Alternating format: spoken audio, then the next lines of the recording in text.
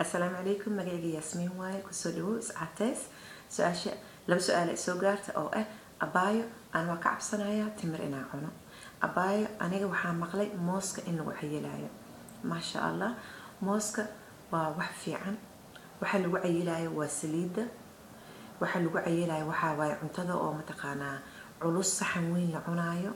waxa lagu cayilaayo waxa waaye cuntada aan nafaqada lahayn.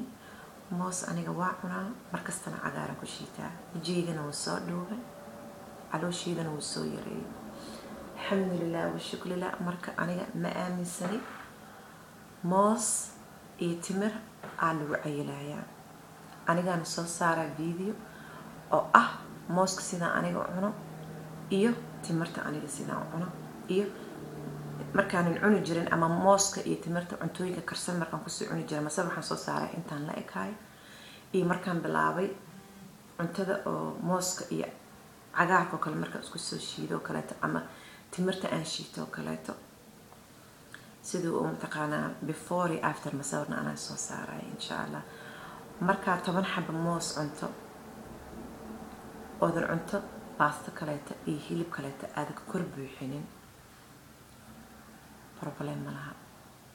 marka aniga meel aaday 5 xabo moos aan ruusi qaataa jidka aan ku cunaa because saxan bariis iyo baasto ma cunooy. markaan bacaan qaato oo timir iigu jirta aan cuno cunto kaleeto ma ku sii daroy because calooshii ii buuxinaysaa. nabi maxamed calayhi salaatu wasalaam timir uu cuni jiray oo maanta dhan ku joogo jira ama hal maalin ilaa maalin dhan ku joogo jira. wax ayilana anaka ma maqlin. marka timirta way noo fiican tahay, mooskana wuu noo fiican yahay. laakiin haddaa dhahdo 5 moos ama 2 moos aan cunaa saxan weyn oo bariis iyo baastana waa ka daba geynaa. the problem is the bariis iyo baastada. haddaad bariis iyo baasta cunto inta kalena khudaar iyo moos iyo wax ku badsato problem ma jiraan. marka yaa laga cabsanayn mooska yaana laga cabsanayn timirta.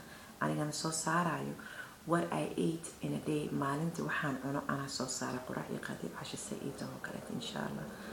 marka haddana cusubtaa subscribe soo bi adii kaleetana family ka tirsantahay thumbs up.